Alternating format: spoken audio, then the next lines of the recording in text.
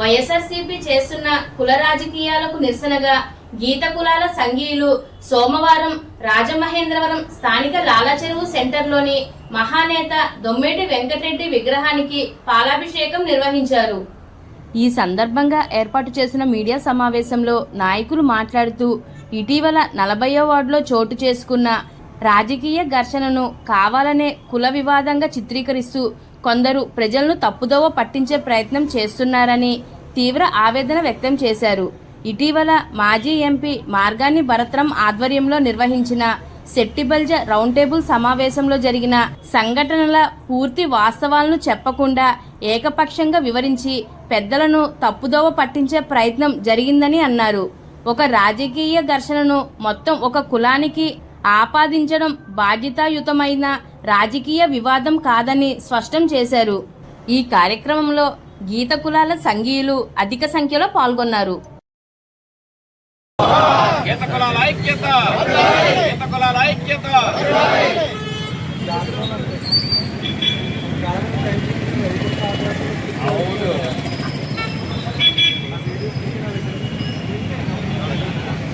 మీ దగ్గర అది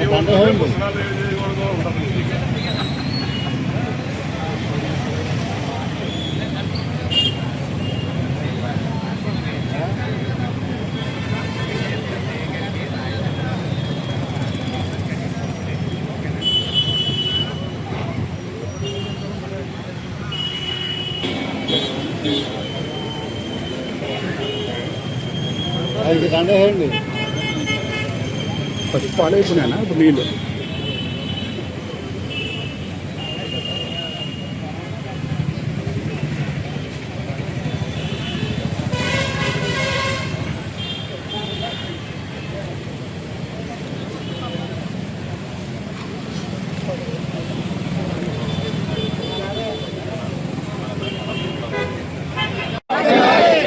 ఐక్యత ఐక్యత జోహార్ దొమ్మేటి వెంకటరెడ్డి గారు, జోహార్ దొమ్మేటి వెంకటరెడ్డి గారు.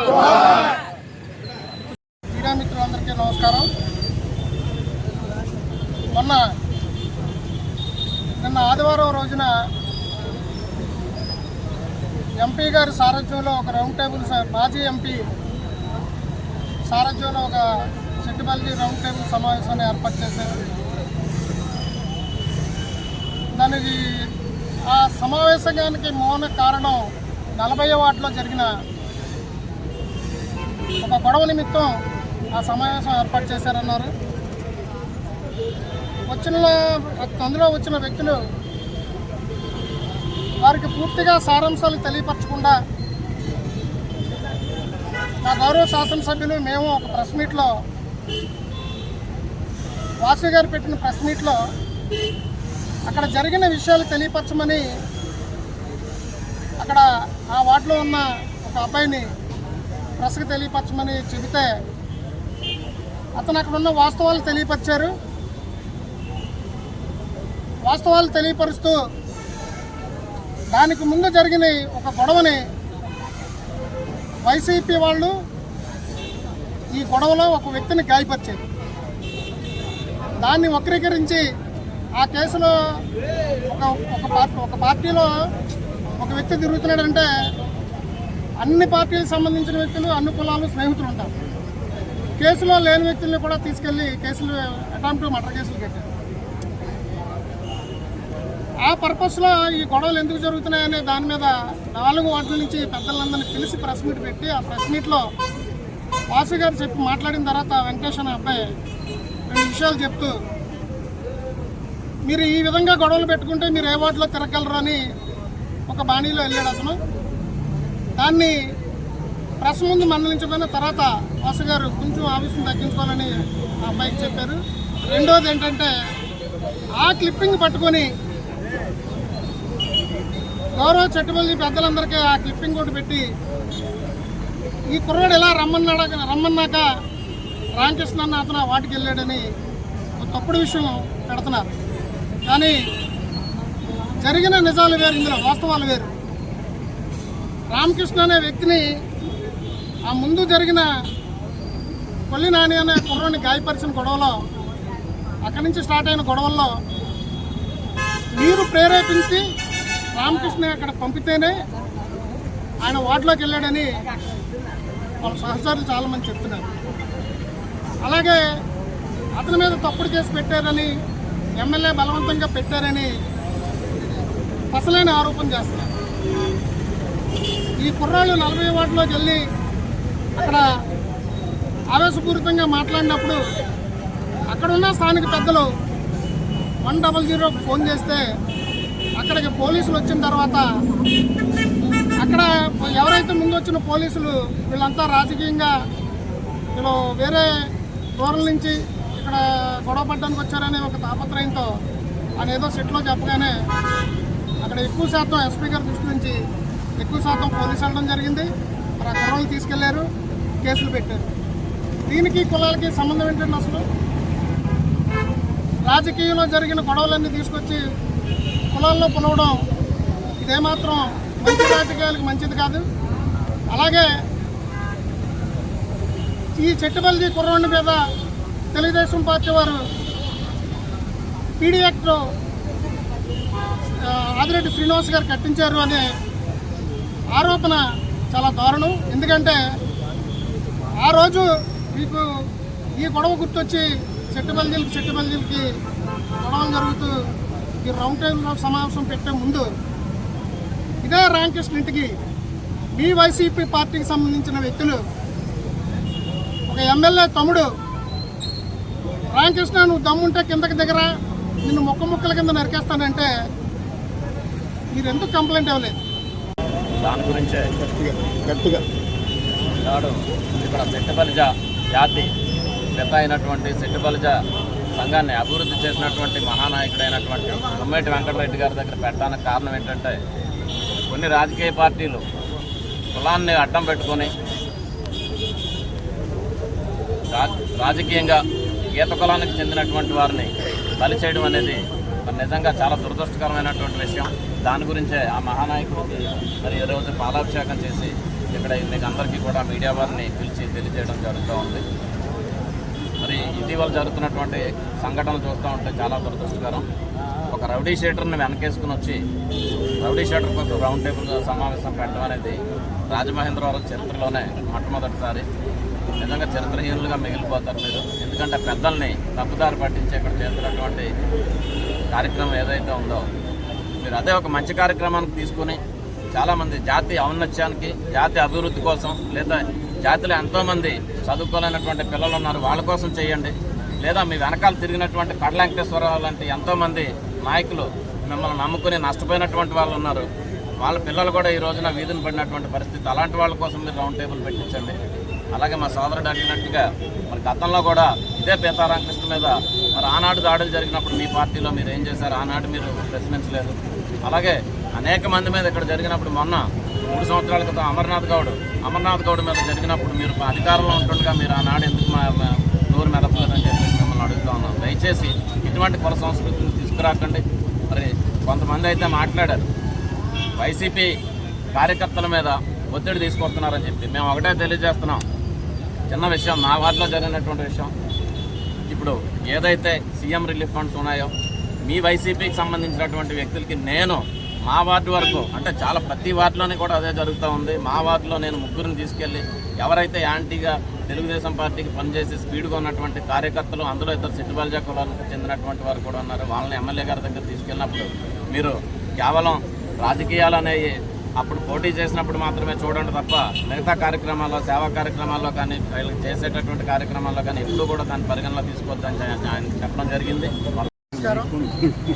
ఈరోజు రాష్ట్రంలో ముఖ్యమంత్రి చంద్రబాబు నాయుడు గారు, అలాగే ఉప ముఖ్యమంత్రి పవన్ కళ్యాణ్ గారు, అలాగే ఐటీ విద్యాశాఖ శాఖ మంత్రులు యువ నాయకులు లోకేష్ గారు, మోడీ గారి సహాయంతో రాష్ట్రాన్ని అభివృద్ధి పథంలోనూ సంక్షేమంలోనూ అన్నింటిలో కూడా ముందుకు తీసుకెళ్తున్నారు.